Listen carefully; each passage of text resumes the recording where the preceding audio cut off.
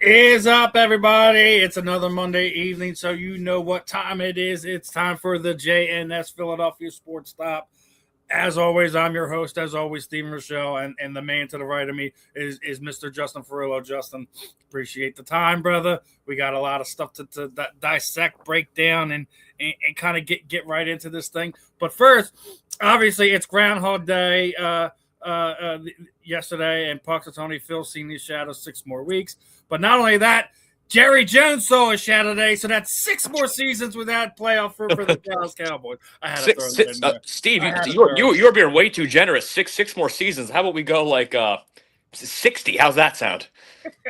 Or the Cowboys do anything? I don't know if it's going to be 60 seasons, 6 seasons, 6 generations. As long as Jerry Jones is there, they're not going to do anything of significance. Forget seeing his damn shadow. Jerry Jones just wants to see the Cowboys make a conference championship appearance. I mean, shit.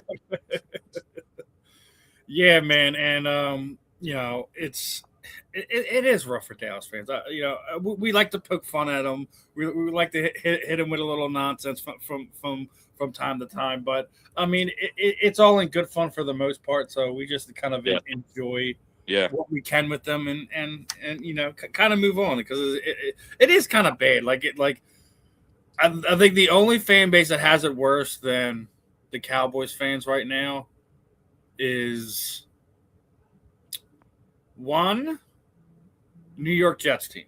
I was going to say probably the Jets. Yeah, I mean, it's really bad for them, right? You know what I mean? Yeah. I mean, that's so true.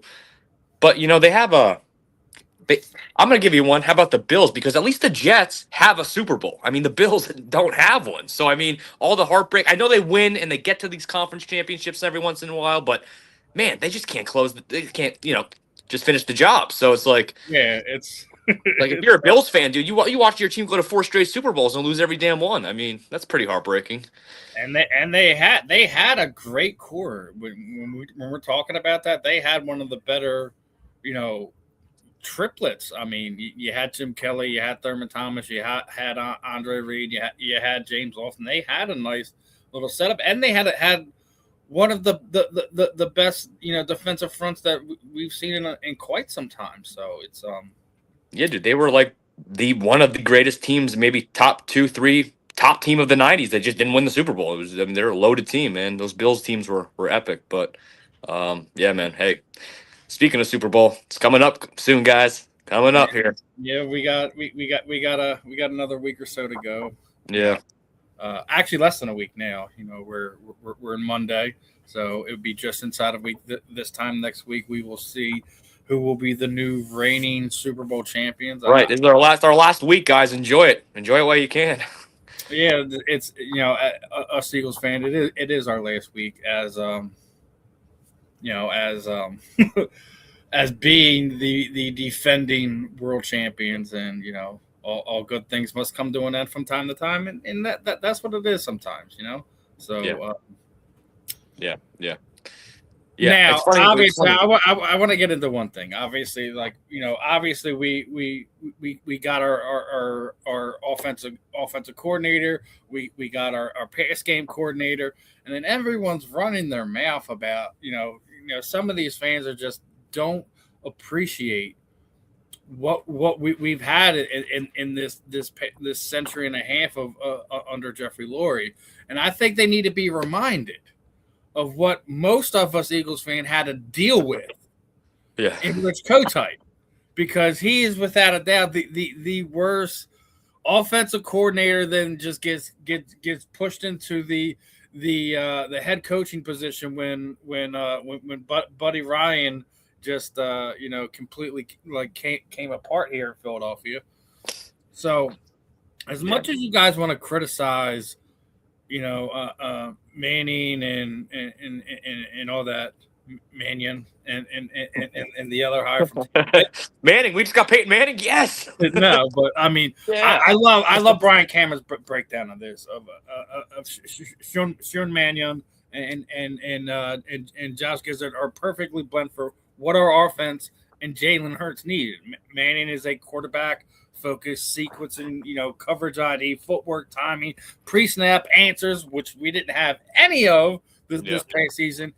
And Grizzard is a structural flow, will incorporate motion, space, and formation stress. Clean pitchers, so we're not having guys running things on top of each other, running into each other on the field. I think both of those guys help with both of our situations, with what AJ Brown has been frustrated with the past few seasons, with making sure that Jalen continues to progress and hits that next plateau, like we've seen him each of the past handful of seasons. So, what are your thoughts on John and Sean being brought in there as the OC and the pass game coordinator? Well, I thought the pass game coordinator, Grizzard, was supposed to be our offensive coordinator, right? Like, they both were supposed to be our offensive coordinator. Now we have both somehow on the team. So, like, Eagle fans saw the names being floated in the reports, both of them, and then we finally get, like, we get both of them. So it's like we just assume it's going to be great. And listen, I'm not going to go so far as to say great, but I think it's going to be pretty good. I think we're going to be a lot better, obviously, than we were this year. And I think from what that picture you just posted, Steve, pretty encouraged to hear those things.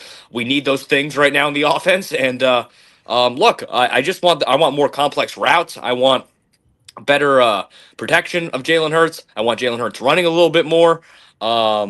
Nothing crazy, just a little bit more to the outside too. And just those changes sound great. I think look, on a scale of like an A to an F, I give the hires a solid, probably like a B plus. Look, I mean, everyone was, Mannion came from Green Bay. He's never called plays. He's never done this. He's never done that. All right. Well, what about, isn't that the same thing y'all guys said about Nick Sirianni, right? I think he's doing a pretty good job. Obviously, he's not going to be the greatest. It wasn't the greatest play caller in the world. He's not an offensive mind, but he gets this team up like some guys that don't have. And we talk about those X factors and things like that. So you have to sit there and just be like, hey, and take a look at some of these other things going on around that. You just can't ignore that there's other intangibles. You don't always have to go with the sexy name. You don't always have to go with the proven guy. Yeah. I mean, you talked about this. You don't need to you need the guy that's going to be here a few years. Yeah. You don't need the guy that's going to have, a great run with us next year, having, AJ back on track, Devontae Smith back on track, Saquon Barkley's doing his thing and stuff like that. Yep. To have him leave in the offseason. He's what? I think he's 33 years old. So you're gonna have a few years to be able to have this guy here, which is one of the things I was beating on the drum about. Nick Foles actually was in St. Louis when Sean was drafted, and he's he just was glowing about how amazing this guy was, just being a rookie quarterback and how him in the quarterback room, how he felt like, it's just like he had another coach behind him getting ready to try to take his job, right? Yeah, right. And Steve, I got to say something. I know Mannion never called plays like officially, but one thing I do like about Mannion that I don't believe Patullo ever did was play football at the NFL level, correct? So it's like, I think that's important. That's very important to put it to note that he's been out there in the trenches literally and played football. So, I know he's a backup. He's not, he wasn't a starter, didn't get a whole lot of playing time, but a lot of time those are guys that wind up being the best coaches. Right. That's why that's why I was saying Nick Foles. I know we laugh at it and stuff, but hey, I think it's gonna within the next 5 years, Nick Foles will be coaching somewhere. I thought he was coaching like his high school team, like his kids. Yeah, but that's what I'm saying. Like at a like either collegiate level or in the NFL at some point in time in the next 5 years, I guarantee it. Just by how the way he talks about things, I think he's waiting for some of his kids to kind of get old enough where he doesn't feel as bad like not being there as a father. Yeah, that's probably when we'll see him kind of take those steps to do that. Yeah, but now obviously. What we were talking about with Jalen Hurts, he needs the stability. He needs this, and we're breaking it down, and this is just his pro level. we already know what it is. The past 11 seasons, he's had 11 different offensive coordinators. Yep.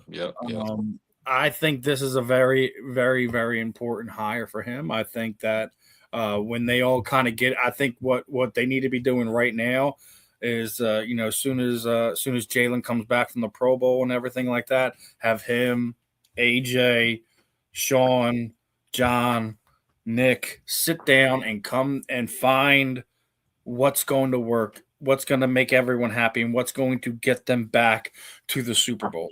I think they will do that, and I think that I think the Eagles fans will be happy with this. I know some of them are just like, you see some of these fans, they were like, oh, well, there goes all my Jim Bob Cooter jokes. Oh, yeah. Hey. I'm perfectly fine with having Mannion and Grizzard there. I mean, you can make some Grizzard jokes. I think you can. Give me damn it, I don't want to take up too much time on the show, but give me some time. I'll come up with some damn Grizzard jokes. I'll think of something. We'll get there. We'll get there, right? And look, I think it's fun. I think it's going to be an interesting offseason. We're going to see what direction they take. How do they retool and get ready for another potential January, February run? Yeah. Like we've seen each of the last every other years. Go to the Super Bowl in 22. 23 was a rough year. Following season you win the Super Bowl. 25 it's another first round exit. I mean, if we get another Super Bowl berth out of it in the following year, I mean, I don't know which Eagles fan would be upset making a Super Bowl run every other year. Yeah. Well, if we freaking win the Super Bowl this coming season and then just take off the next season because we already know we're going to get bounced in the first round, for pretty much, right? I mean, no, man, we need to break that tradition. I don't even care if it's divisional round, championship round, whatever. It's just you can't be getting outed in the first round. That just not happen. Not for the caliber team you have, not for the amount of money that they have into this team. Yeah. I think the real interesting thing is what do you do with the offensive line? Because we talked about it a few weeks ago with Jeff Stoutland, and he is no longer going to be the run game coordinator next season. I don't know if that's a Sean Mannion thing. I don't know if that's a Nick Sirianni call, whatever. I think that we do need to keep him concentrated on getting that offensive line back to the way it was playing the year before. I don't know if it was a distraction. Maybe I'm just reading too much into it, but we'll see what happened. I think the biggest surprise of the last week was hearing that the front office had to talk Vic Fangio out of retirement, because that's what was the surprising news that Adam Schefter was talking about. I still believe that we're going to hear some type of announcement, either renovation or a new stadium for the Eagles by 2032. That I think that announcement is coming this offseason, considering that questionnaire went out to season ticket holders about this time last year. So unless all the season ticket holders voted no, then they sent back. I think a lot of them would rather the renovation, but I think they've been, from what I've heard from some of the other media members and people that are close to the situation, saying that Eagles have been involved in acquiring property around Lincoln Financial Field. I wouldn't be surprised if they work out some deal where they leave Lincoln Financial Field for the Temple Owls, that be their official home. Rename it the Owls Den, whatever you're going to do. And they want to build another state-of-the-art stadium. And basically, Jeffrey Lurie has them run out Lincoln Financial Field, and he does whatever he wants to or whatever he has to with that. I would love to see another state-of-the-art stadium. You got to think about it. It's, most stadiums are there for, 20, 30 years before either they go to a new home, they move, etc. If he is able to keep them down there in South Philly in that general area and be able to kind of build another stadium, man, that might be like next level awesome. And you also, at some point in time over the next 6 years, or so, you'll get a new home for the Birds. I mean, it's going to be hard for a lot of us who, we've seen a lot of great memories in Lincoln Financial Field. Yeah. I know a lot of people felt the same way when the vet was getting torn down. The vet was a toilet bowl, man. Let's be honest. Quite literally sometimes. Yeah, so like I mean, I was talking to I mean? Tommy Green. He was talking about seeing some animals run by him. He wasn't sure if it was a dog or a large rat or whatever. So, I mean, everyone has a horror story about Lincoln Financial Field, about Veterans Stadium. I think both, to be honest. But go ahead. I mean, we have horror stories with Lincoln Financial Field with some of those early losses. That my last time I was there, Steve, we saw my team got bounced from the fucking. Excuse me, playoffs. he's trying to keep his Philadelphia in him, folks. That's what it is right there. Excuse me. I mean, listen, I hope that is the big change announcement. I do hope that there is no retirement. I don't want to see Lane Johnson retire. I don't want to see Vic Fangio walk away, because trying to replace Vic Fangio at this point in the game would be damn near impossible. Yeah. If this is Vic's swan song here in Philadelphia, that would also be heartbreaking too. I would like to see him at least coach 2 more years. At least I know Vic has been around the game sometime. Head coach that there in Denver, goes down to Miami, has that complete, utter disarray of a franchise there in the Dolphins, and he comes up here for the last 2 years, and wins a Super Bowl immediately. He's a Philly guy through and through. I would hope that we can get a couple more years out of him. But if that's what his ultimate choice is, that's what his ultimate choice is. I'm not gonna beat him up over that, nor hold him over the coals for it. I just hope that they do officially make sure that he is back in the fold for this year, because that would be rough to try to have a replace him right now. And speaking of replacing, it don't look like Mr. C.J. Gardner-Johnson is going to be returning to the Chicago Bears, as he's basically saying, he's too chill for this runaround. So I seen this, and I obviously had to get your opinion on it. I know you got massive love for CJ. With the fact that Reed Blankenship is probably going to garner top 10 safety money. Yeah. If you can get CJ in on a 1-year, 2-year deal that is under what you would have to pay Reed Blankenship, would you like to bring him back? Or we've already had the song and dance. We've already dealt with his brand of football and let him move on to where he's going to go next. Well, I think because what you just said, we've already dealt with his brand of football. I thought it was kind of mildly successful. I thought he played pretty well here when he was in Philadelphia. He had his moments. I don't get me wrong. But I thought both years he was here. This past season, Jalix Hunt led the team in interceptions. I'm going to leave it there. There you go. Yeah. So, look, I mean, C.J. Gardner-Johnson, I know he's been on so many teams by now, but I mean, he always seems to be productive every team he goes to, but he seems to be really productive when he's in Philadelphia. So I think especially with Reed Blankenship on watch of maybe him going, you have to consider it at least. I know he's not, he's not no Ed Reed back there, but I mean, he's pretty darn solid. And he's, I know he's a hothead, but so is A.J. Brown. And guess what? With both of them, you won a freaking Super Bowl. So you can do it. So, yeah. Look, I got love for CJ. I do. Yeah. I'm not going to act like I don't. Yeah. But there's a reason why he left here twice. Once via the free agency, once via trade. Yep. You're right. He's it's a lot of the it's personality. He's a hothead. He really is. I mean, he's just listen, there's a way, like, that's Nick's job, man, is to deal with the personalities and find a way to get them to produce. So yeah. And to my point, he got him to produce the 1 year. They all, he got him to produce both years. It's just there was a mix up during the free agent year. Yeah. And I just felt that after the Super Bowl last year, just did too much talking on social media and all this other stuff, and just it kind of rubbed people the wrong way, and he was, he kind of outed himself in that manner. So Now, one of the next things I want to discuss, obviously, is the Hall of Fame nonsense, and T.O.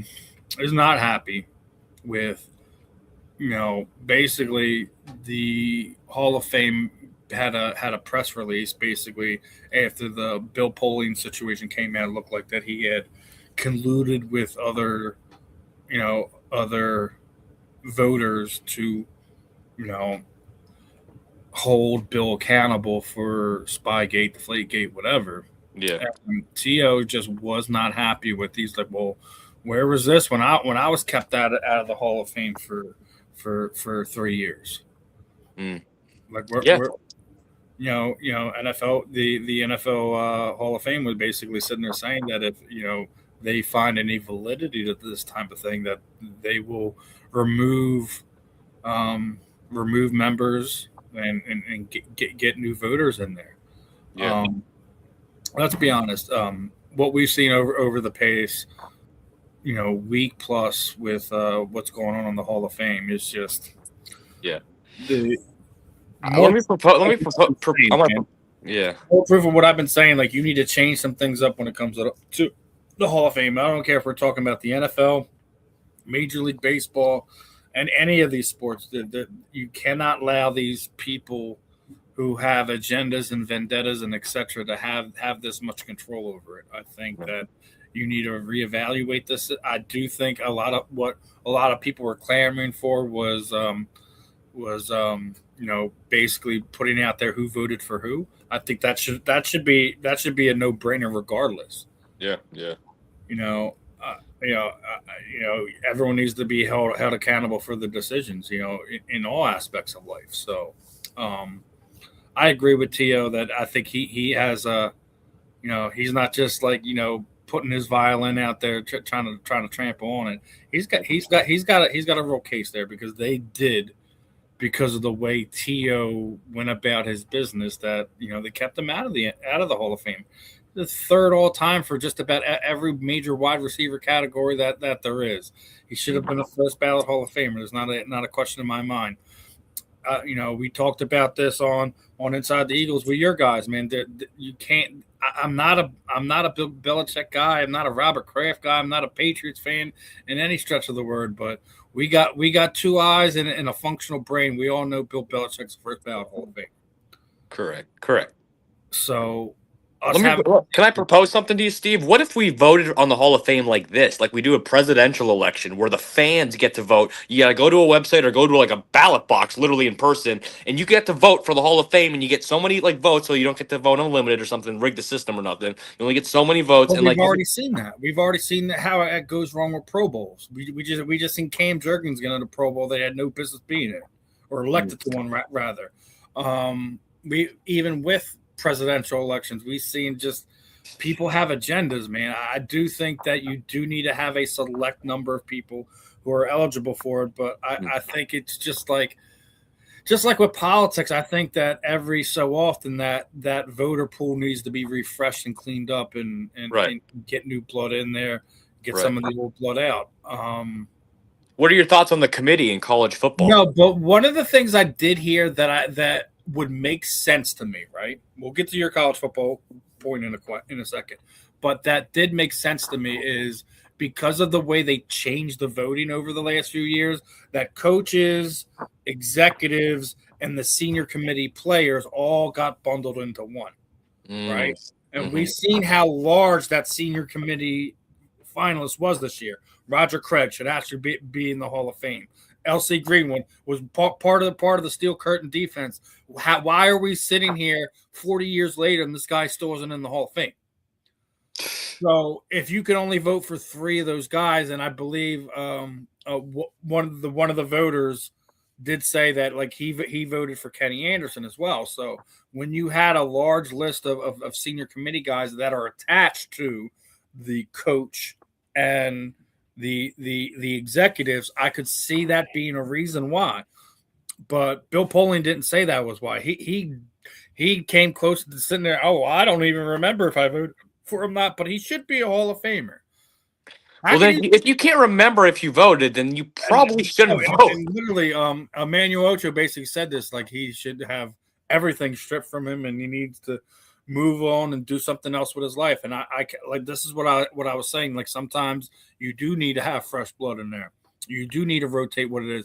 I think you only allow 50 voters, right? Yeah. Then that 50 should change every year. Don't sit there saying you can't be a voter multiple times over a 10-year span, but I think that it should be a continuing door of former Hall of Famers, NFL veterans who either in some way, shape, or form. I don't think current executives, former executives, I don't think anyone like that should be able to vote. I don't. I think it should be, just like in just a jury of your peers. I think it should be, to get into the Hall of Fame, a jury of your peers. We have, Ben Troop and Marvin Powell on this platform. These guys should be able to have a say because they've been on the field. They know the sacrifices these guys have to make, and they're not gonna allow petty differences or whatever to stop them. We know who the greats are. We do. And yes, it should be the Hall of Fame, not the Hall of Very Good. I agree with you. There's an Instagram page called the Hall of Pretty Good or something, or the Hall of No, yes, there is. There is absolutely, there is a page on the X platform, and it is absolutely the I think it was like the Hall of Very Good or something like that. There's an Eagles one called the Hall of Eagles Hell Yeah players, and they just had the induction. This is not a joke, by the way. I'm not kidding. They just had the joke a few days ago for Travis Fulgham. Travis Fulgham, remember the wide receiver during the Wentz era? No. He shouldn't have. There shouldn't be induction of Travis Fulgham to anything. Hell yeah, in the hell yeah. Unless we're inducting him into, I'm going to have this erased from my memory. Man, talking about a guy that never developed to the height that he was given to. Jesus, Travis Fulgham. It's almost like Greg Ward Jr. JJ Arcega-Whiteside should have been inducted into something. Oh boy, man. And now we're on this nonsense talk. We need to investigate something, right? Someone needs to launch an investigation on how the Philadelphia Eagles had managed to hurt Chase Daniels so bad in 1 year that he continually just finds any way to bury any member, any part of this franchise in any way, shape, or form. Jeez, what's the beef, man? What's the beef? Who hurt you, bro? Let us know. Give us some thinking that we can wrap some reasoning around the nonsense and just BS that spews out of your mouth anytime this organization is mentioned. Chase, I need to know, brother. I need to know for my personal sanity because I'm sick of bringing your name up. Nobody quarterback in this world. Now, I listen. You said 2016, so Chip Kelly got fired. I think 2015, so he didn't have Chip Kelly to blame, right? He wasn't here with the Chip Kelly era, right? He was here. Yeah, he was one of the backups in I think Peterson's first year. First run. It was Doug Peterson's first year, if I remember correctly. Yeah, I'm trying to think of that team, that era. Who would have? What happened? Yeah, I have no idea. I don't even know what to comment about it. But we need to figure out what's going on with Chase, man. Somebody needs to. He's salty, man. He's pissed for something. I mean, I know you a giant, through and through at heart, Chase. Let's be honest. Yeah. You a giant, you a chief. I get it. It. You know what's funny? As fans, we always just assume the Eagles, for the Eagles, for example, we're all just one big brotherhood, right? But then you think about it, those 11 guys on each offense or defense, they individually are diehard fans of probably teams that aren't the Eagles. It's kind of funny how they all kind of grow up like that, but then they have to play for the Eagles. So it's funny. It's random, but yeah. Yeah, it is. Same thing with the referees too, which is kind of scary. They're diehard fans, they just won't say it or promote it, but they are. Yeah. It's one of these things where you just have to look at it, nod your head, and just be like, well, all right. But as we're getting into the first half hour here, I didn't get the reading immediately, so let me get it in now. And this episode of the JNS Philly Sports Stop is brought to you by Fight Wax.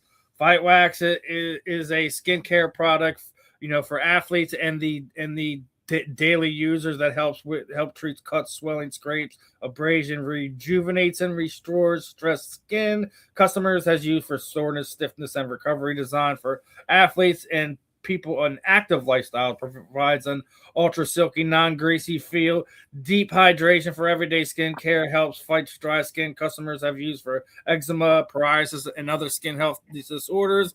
They are also coming out with a fight soap for in the shower, and also have a specific thing for your pet. So if you got one of those pit bulls, and you know exactly what I'm talking about, they get red, they get irritated. This would be great for one of your animals as well. So guys, make sure you're checking them out, showing them some love. And as we get into this next segment, we got to talk about it. We're within a few days of the trade deadline, and Joel Embiid was asked about this. He's thinking about how this team can improve, right?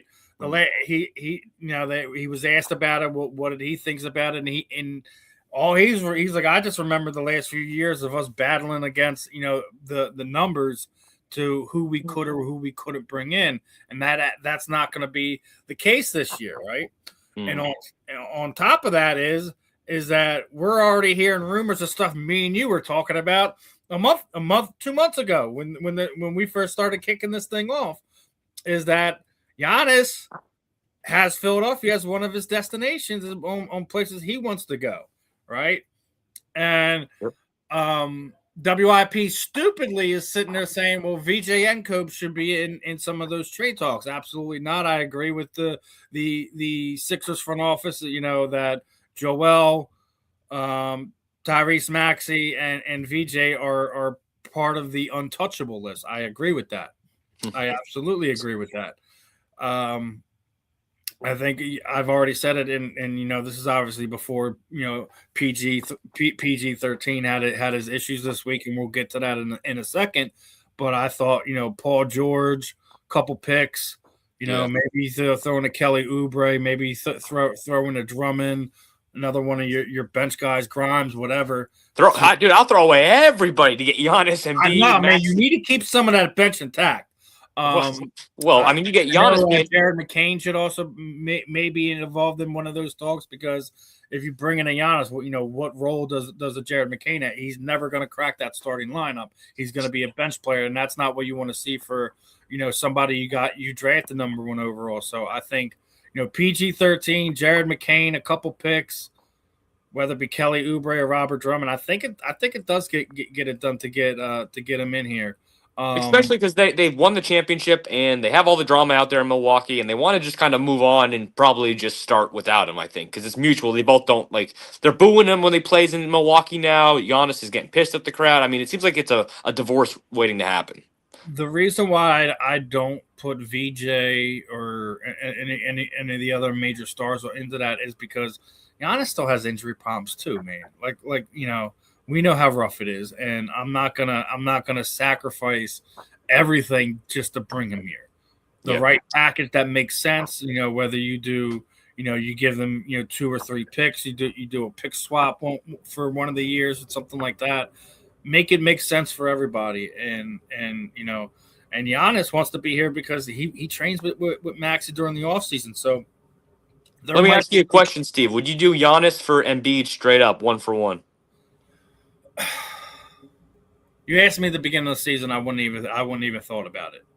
But whoever it was that fixed Joel Embiid's knee, foot, leg, whatever. We need to give him a seat in the skyboxes and because what we've seen over the past few months with Joel Embiid, we're starting to see him round back into the best center in basketball. So if you're asking me right now, no, I wouldn't do it. And I've been, where I was a few months ago. I was being very, very, very hard on Joel Embiid for legitimate reasons. But looking how he's bounced back this year from the surgery, from the injuries, I'm just like with the rest of you. Every time he hits the floor, I'm holding my breath, gasping, oh God, please no. Okay, he's bouncing back up. All right, there you go, Joe. There you go, JoJo. Yeah. But, that's how I felt every time Carson Wentz got sacked. But Joel Embiid is he's a part of this city, whether you like him, loathe him, hate him, indifferent about him. He's a part of the fabric of this team. He we were talking about it a few weeks ago. Like, he basically said if there is any deals to be made, and that if he has to restructure his contract, give away money, what he wants to retire a Philadelphia 76er. That means something, dude. Yeah. That tells you how much he's invested, not just with this city, but the team. That the money really doesn't mean as much as it may have, when he initially signed the contract. So yeah. No, I wouldn't trade him straight up. I think the package I laid out for you probably gets done. Yeah. Yeah. Well, hopefully. Yeah. I mean, look, we just know something's coming because, like, they're in a window right now and they have to close on it. I mean, especially. I think the East is wide open. And then when you look at the West, I mean, really, if you can vanquish OKC, if you can match up with them, which I think bringing a Giannis in here definitely puts you in that conversation. Who's to sit there and say we can finally shut up that the process was a success, right? We can finally put that to bed. Yeah. The process will be gone. Yeah. The process will be completed at that point in time. So I guess so. Yeah. The process. Hey man, the process just is still a process. It's never ending. It seems it's always good. It's just going, man. It's been going for 10 years, I think. So, the other side of that is the other news that came out about the Sixers this weekend. It wasn't good news. So, Paul George got hit with a 25-game suspension. He made it his announcement after the suspension came out and basically, apologize to the fans, to the city, the team, about, he was having some type of mental health disorder issues, and he took something that he probably shouldn't have took, and there were some banned substances there. It was not a PED.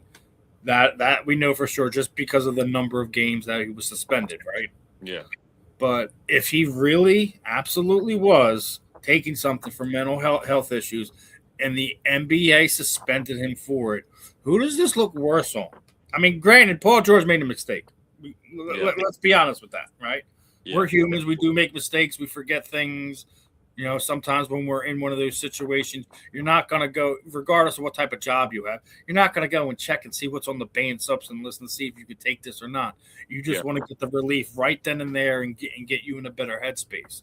Yep. So I'm not going to beat up PG-13 too much for this, but I really do want to question the NBA. If you know what this is for, and if it really is something that is supposed to be used for his mental health, like, what are you doing, dude? Are you trying to put him right back in that place again? Yeah, I mean, I'm not sure what really went on here, because it does, to Charles Barkley's quote. If you look, he says it. It sounds fishy. Yeah, it's so vague because it's like, okay, you said it's not the PED, so it's obviously a substance that he was taking for his mental health, some type of drug or something. But it's like, what was it? Was it marijuana? Was it pills? Was it suspended them for marijuana? That's even worse. Yeah, that's even worse. Because I think that's probably leaning towards what the suspension likely was, because it sounds like it's one of the substances that when they do the test and drug test and all that, you can't have it in your system. But then it also sounds like Paul George was saying he was using it for those reasons, to help him. So it's like, it sounds like that's probably what it was. That's my guess, actually. If I had to pick one, maybe. I know you might think, I think you mentioned earlier, possibly like the pills, but nobody knows. And that's the whole point of it is we don't know. And, especially when it comes to medical stuff in the United States, there's those HIPAA laws, man, so they can't kind of come out with it. And unless Paul George openly divulges it himself, then we may never know exactly what happened with it. So, I mean, it's one of the things that we have to kind of scratch our heads and think about. But it's gonna suck, missing him for the next 25 games. And like you said, we were just trying to talk about him potentially being involved in a trade. Does that exclude him now and make it even harder for the Sixers to potentially go after some other star? I don't know. I'm not, I don't have a crystal ball in front of me, I don't know what the exact bylaws of the NBA's trade policies are when it comes to stuff like that. So I don't know how that's going to affect it, but it definitely hurts a team that is trying to put together a run and play well into April this year. So we'll see how this all plays out over the next few months. Yeah, man, I'll take a 2022 Phillies run with this team. I want us to make the finals and then lose or something. Like, I don't care. I want us to do something. Listen, we make the finals. I don't care who we playing. Well, true. I don't care who we playing. If they have to make the finals, I mean, we're going all out. You have to. If you make it to the Eastern Conference Finals, win the East. Yeah. I don't care who we're playing. Yeah. I don't care if it's Utah. I don't care if it's OKC. I don't care if it's the Minnesota Timberwolves. I do not care who it is that you should absolutely beat them. Yeah. You have one of the best centers in basketball. You have who I think is going to be the rookie of the year in VJ Edgecombe. You have Tyrese Maxey. You have 3 stars on there. And if you add another one in the next week or two at the trade deadline, oh my gosh. Yeah, exactly. And the thing is, like, there's no reason if everybody's healthy out there, including Paul George, Embiid, Maxey, and Edgecombe, why can't that team win the championship this year? Like, why can't they? Like, seriously. I'm talking, like, win it. Like, I said that. Like, why can't they win the championship this year if they're all healthy playing their best this season late in April? I mean, they could if they play their best. So there's no 2017 Warriors out there. There's no Kevin Durant, Steph Curry, Klay Thompson. You don't have there's no super team in the West that really strikes fear in your heart. I mean, like I said, if anything, OKC, maybe even the Nuggets, if they can get things rolling back with Jokic, we'll see how that plays out, but. Yeah, I mean, I think as Sixers fans, we don't really take it seriously. Like, we don't feel like they're title contenders because the Sixers, something's gonna happen. Look at Paul George, 25, But it's like we should kind of feel like, well, damn, dude. I mean, they could win the title if they're just healthy and we just get to April by now and see what happens. Make a run. Yeah, they do need to make a run. It's long overdue for our Sixers. Yeah, they're doing these tribute games like last night or 2 nights ago for the 0-1 team. Like, how many times can we honor that 0-1 team, that Allen Iverson team? It's like, it's crazy, dude. It's like we can't keep living in the past, man. And then AI has been in the news for the wrong reason. Last week too. Yeah, you hear about that? Oh, I mean, who hasn't? Yeah, I mean, who really knows what happened? But it sounds like where there's smoke, there's fire, and there's certainly something that happened, and it's disgraceful if that's what occurred. So he's basically from, I don't know if it's just being spun or whatever, but I think there was logistical stuff on the back end that wasn't done properly. Yeah. And from what I'm understanding is the reason why I think he was so standoffish with some of it is because he had already did an event that day. Yeah. And I think whatever happened, I don't know if his calendar got mixed up and there was a double booking that day or something like that. But it's one of those things where it's especially rough when you have kids that are involved and kids that have terminal illnesses as well. But he's basically denying almost half of the reports that were put out. He does, the report that the parents weren't allowed in the room was more of a capacity thing, not like they didn't want you in there. But I just think there's a more to that story than it has initially came out. Yeah.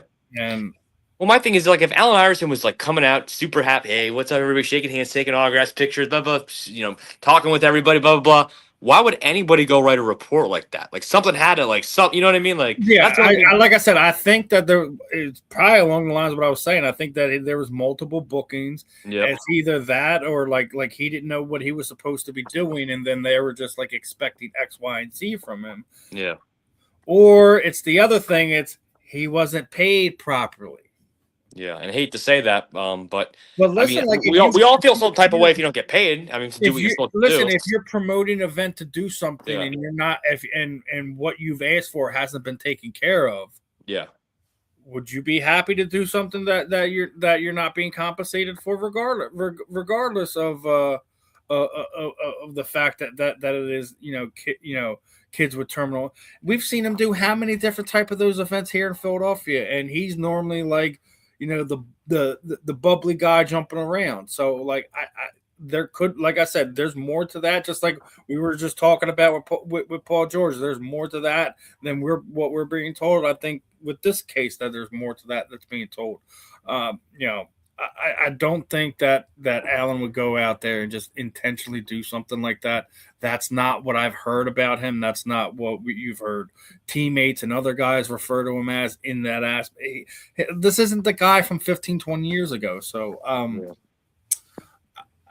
we'll see what comes of that. But it's it's definitely rough when obviously he's probably over the last several decades, he's arguably the most popular Sixer, in Philadelphia. So, I mean, you'd want to hope that it's not, but I always hold my venom till I know 100%. I mean, you did have a former NBA player basically said that he was there with his kids, and he didn't have anything nice to say about Allen. So you never know what it's going to be, but we'll find out over these next few weeks if it's legit. Was there other stuff going on behind the scenes that we didn't know about, or what? But I don't think Allen is untouchable or somebody you can't hold accountable for their actions, stuff like that. But we'll find out over the next few weeks if everything is what they say it was. That we will. Yes, that we will. And with that being said, 9 days, brother. 9 days. Wow. That's how close we are to this baseball season. And I'm not as excited as I would like to be. Yeah. But that being said, still a tough baseball team you got out there. I mean, there's question marks. Obviously, you retool your bullpen, which I didn't really think was too much of a problem. I think it was more of a money thing. Yeah. Robo retires. David Robinson retires, so that that frees up some more money there. You're gonna have to see what Justin Crawford is gonna be in the outfield this year. Mm-hmm. You bring in Alardo Garcia as well. You definitely an upgrade, at least in outfield. Yep. He does have a tendency to get a bit of the K's, so to speak. Yeah. I mean, let me ask you a question, Steve. Do you feel like because the Phillies didn't go after the big name this offseason that like there's a little less pressure on them? Because like if they get the big name, they get Bo Bichette or something, then it's like you kind of raise the expectation level a little bit more where it's like, okay, guys, you got to get it done. But now the expectation level is what it is every year as far as this Philly team. When you're that much over the luxury tax, and you don't deliver, it didn't matter if they didn't get Bo Bichette or not. A lot of people feel like they're basically running it back with the same team. It's not the same exact team, but it's not, you didn't upgrade a lot of areas. You have question marks. Is Andrew Painter going to be healthy enough to be that fifth starter? What does Zach Wheeler look like when he gets back from his injury? So you have a lot of questions surrounding the pitching. I do feel like having Mattingly there is going to help the bats a lot more than people expect. Just because when you have that kind of caliber coach that was a high level player like Don was, being your bench coach, so he's able to kind of do a lot of things and help a lot of the guys out behind the scenes. I think that you might see a little bit better discipline out of the boys this year. So you might have not get those bait strikes. That you might be playing a little bit old time baseball, playing small ball at times, where you don't have to sit there and live and die off of the bombs. That's basically what it is. We basically lived and died off of the long ball the last few years, and I think it's a formula that's led us to disaster. If you're really asking me, but we're gonna see what it is. Obviously, I do think that the expectation is basically that it's going to be the same output right now. You're going to get this. You're going to get the because everyone feels like they're just running back with the same team. So we're going to be a first round exit again. Is kind of where the fans' expectation is. To kind of answer your question there, I do think that regardless of what the fans' expectation is, we assume that they're going to break our hearts again this season. Doesn't mean that the expectation isn't for them to contend and or win a World Series this year. Mm-hmm. You have Bryce Harper, you have Kyle Schwarber, all like kind of getting to the back end of their prime, so you don't know what you're going to get out of them. You bring back a JT Realmuto for the next few years, who you're going to see what little more you can squeeze out of him. And like I already said, like the bat put aside, just him running that pitching rotation is going to be way more invaluable than anything else that he does. He could very well hit 250 this year, and I really could care less. Yeah, man. I just look. The team. I mean, they could make a run. I mean, they're so talented enough still, but it's just the problem is, man, you got a lot of competition in the division, in the conference, in the league now. I mean, you got the freaking Avengers out there in LA. I memean, so you got it's just tough, man. It's tough. It really is, man. It's just but you know what's funny is like we all sometimes when you feel like this, you get a little surprised. I remember going into the 2017, just not to change subjects, Eagles season. Nobody had the Eagles winning the Super Bowl that year, if you remember, going into the season. Nobody really thought they were going to do anything, and then they just had this magical season. So I mean, you just don't know. And I just want them to. Hey man, you said 9 days left. Maybe they can make a move in those 9 days. You never know. I mean, I wouldn't rule it out, but it's one of those things where my expectation with them is where it is at right now. They have more questions than answers, in my opinion. Yeah, and they just have to go out there and prove it, and that doesn't mean they're not capable or they won't do it. It's just I've seen what this team's done over the last handful of years, so I've kind of tempered my expectations on what I expect out of them, regardless of how I've tempered myself to not be hurt by this team, so to speak. But it's also I still you have enough money that you put out there, you have enough. Whatever that you're putting out there, that I still expect you to be more than just a team that's competing in October. We weren't blown out by the Dodgers last year, were we? No, we weren't. No, it was one of those things where they got hot at the right time and our bats disappeared at the wrong time. I do think that we can contend with them regardless of how much money they spent on whatever different players this offseason. I still think they can compete with that. So we'll see what happens, my friend. It's going to be an interesting spring, so to speak. We'll see what what happens when they get down there in Clearwater and start knocking the rust off, breaking through those cobwebs, and we'll see what kind of team they really are. Ring the bell. We'll see. Dong dong. But we don't get a chance a whole lot to kind of talk hockey, but I definitely want to bring it up. It's been a rough month and a half for the Flyers, and TK has basically had enough of it. Basically said, he's tired of pretending that he's okay with wasting games, wasting chances, wasting the season. That should matter. I don't care about any stats anymore. If we don't start winning and winning now, none of this means anything. Gotta love it from TK. Gotta love that. And that's a leader right there. Yes, sir. Yes, sir. Like, I don't care about my stats as long as we winning. Doesn't that remind you of somebody else here that plays in this city? That's a figure. Oh yeah, that's Jalen Hurts. That's what it sounds like. Yeah. The polar opposite, AJ Brown. AJ Brown. I want my stats. He doesn't care about his stats. He wants to win, and he wants to win now. And that's good, man. I don't blame TK. Like he's been he's been through a couple different iterations of this team, and he survived it, and captain for all intents and purposes. He's the leader of that team. So Yeah. I do hope the Flyers find a way to put it together because a month ago they're sitting pretty in the top spot for the wild card. Now it's not looking so hot. And you've had injuries at the goaltender spot, which you can't foresee or predict or work around sometimes. So we all know, like we talk about the catcher in baseball, goalie is end all be all in hockey. Yeah, the goalie is. Anyone who watched Dominic Hasek basically carry Buffalo Sabres teams, during the 90s and early 2000s, know exactly what I'm talking about. You don't have the backstop there, and you're in a whole world full of trouble. So, Yeah.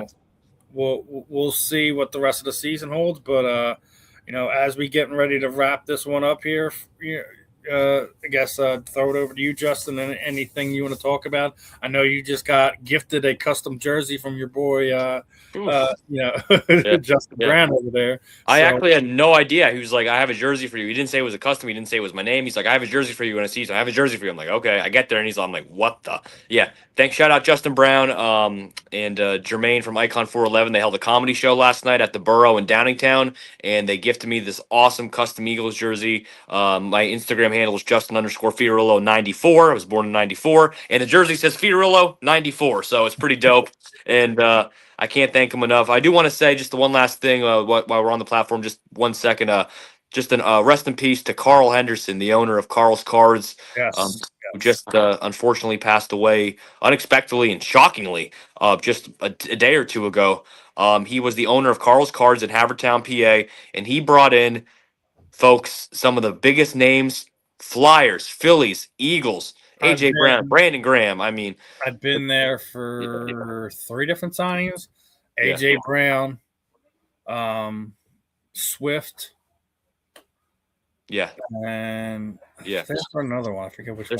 There's so many. It's hard to remember sometimes. He's always bringing in the big signings and the names and whatnot, and it's just so sad. So just prayers to the family and all that, and it's rough. I'm glad you mentioned it because I totally forgot to bring that up. Because I do remember I seen Chris Tarian say something, and a bunch of other collector guys in the area on my feed were saying stuff. So and to all our viewers, like I know we're not all the viewers aren't in the Philly area, but everybody in Philadelphia kind of knows who Carl was and Carl's Cards and whatnot. So it hurts the community.